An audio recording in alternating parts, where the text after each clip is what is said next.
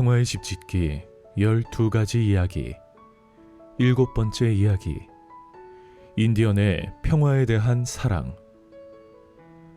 우리에게 인디언은 서부 영화에 나오는 난폭하고 잔인한 이미지만을 기억하고 있다.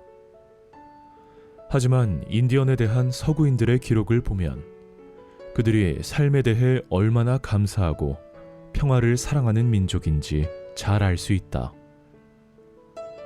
아침에 눈을 뜨면 아침 햇살에 감사하라. 살아있음과 건강함에 감사하라. 먹을 음식이 있음에 감사하고 삶의 기쁨에 감사하라. 가끔 감사할 것이 없을 때는 자신에게 잘못이 있음을 확실히 인식하고 쉬어라. 모도크족의 킨트 푸에시가 남긴 말이다. 세상사의 바쁨과 소음 속에서 사람들은 가끔은 높은 산에 올라가서 자연 속의 침묵을 통하여 지혜를 얻으려고 한다. 인디언들은 침묵을 매우 중요시하여 아무것도 보이지 않는 곳에서 주의 깊게 보는 법과 아무 소리도 들리지 않는 고요한 상태에서 듣는 법을 배운다. 수우족 출신의 오히예사는 침묵에 대해 이렇게 말한다.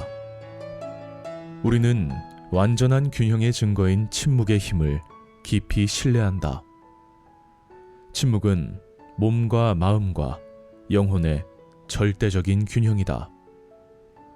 어떤 상황에서도 평온함을 유지하고 흔들리지 않을 수 있는 사람. 나뭇잎 하나 흔들리지 않는 고요함을 유지할 수 있는 사람.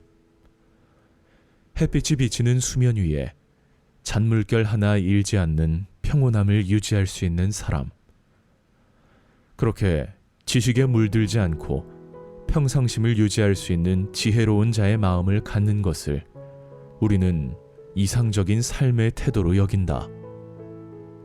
만일 당신이 침묵이 무엇이냐 라고 묻는다면 우리는 이렇게 대답할 것이다.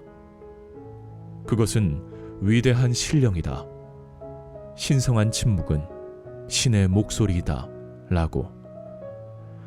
만일 당신이 침묵의 열매가 무엇이냐 라고 묻는다면 우리는 대답할 것이다.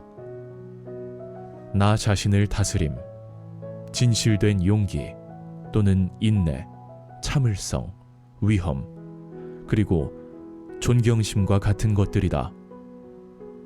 침묵은 인격의 초석이다. 인디언의 문화와 인권, 평화를 위해 일한 사람으로 존 모호크를 들 수 있다.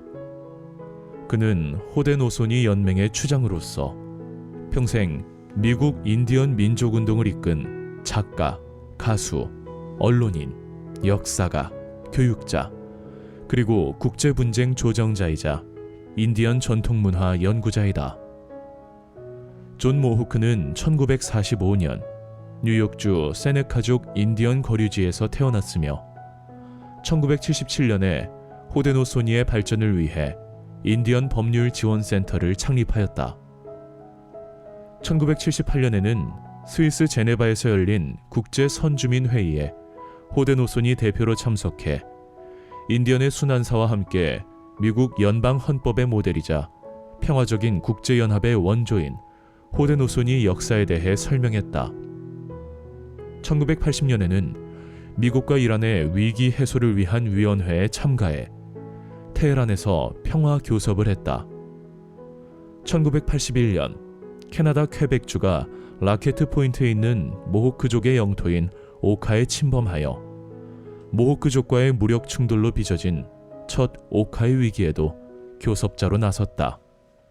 1983년에는 니카라과의 산디니스타 정부와 미스키토 사람들 사이의 갈등 협상을 도왔으며 북미 원주민 전통주의자들과 정부기관 사이의 무장 교착 상태에서 평화 가이드로 일했다. 또 살라만카 토지 임대위원회의 일원으로 세네카족 영토 반환운동에 참여하고 1988년 교섭자로 살라만카 조정법의 성립을 위해 노력했으며 콜롬비아와 이란의 분쟁을 종식시키기 위해 호데노소니 대표로 양국에서 교섭을 했다. 호데노소니의 회의장인 롱하우스의 합의에 의한 화평조정 시스템에 따른 그의 세계평화 추구 노력은 평화학의 모델이 되었다. 그는 2005년에 쓴 평화로 전환한 전사들에서 호데노소니의 전사들이 평화 조정을 거쳐 사륙을 중지한 얘기를 인용하면서 미국의 대테러 전쟁을 비판했다. 당신은 적이 인간이라는 것을 인정해야만 적과 평화를 이룰 힘이 있다. 그들이 살고 싶어 하고 자녀들이 살기를 원하는 이성적 존재임을 인정하는 것은 그들에게 말할 수 있는 능력을 부여함으로써 당신의 힘을 강화시킨다. 그들이 인간이 아니라고 생각한다면 당신은 그 능력을 갖지 못하고 평화를 가져오기 위해 소통해야 하는 사람들과 소통할 자신의 힘을 파괴할 것이다. 현대적 사고로 우리는 테러리스트와 협상하지 않는다고 말하면 자신의 힘을 빼앗는 것이다. 그들과 협상해야 한다.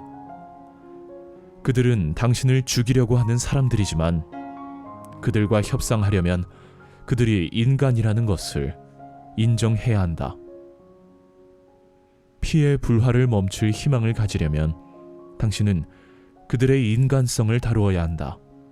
따라서 처음부터 끝까지 협상은 모든 면에서 사람들이 손실을 입었고 그들의 손실이 충격적이라는 사실을 인정하는 것에서 시작한다.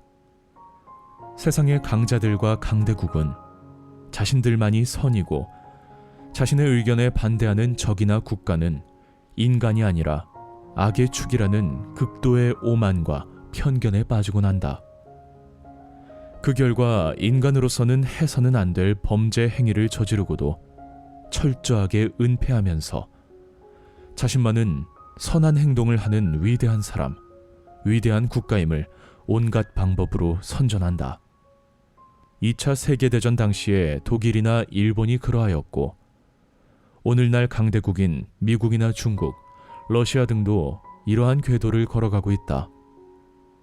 진정한 평화는 자신의 의견을 반대하는 사람과 국가를 존중할 때 시작될 수 있다. 우리가 누구이든 서로 인간임을 인정할 때 평화가 시작된다. 평화의 집짓기 12가지 이야기에서 7번째 이야기, 인디언의 평화에 대한 사랑에 대하여 이야기해드렸습니다. 다음 시간에는 8번째 이야기, 포용에 대하여 이야기해드리겠습니다. 구독과 좋아요도 잊지 말고 부탁드리겠습니다. 잠시 내가 미워하는 사람도 다 같은 사람임을 인정하는 시간을 가지면 좋겠습니다.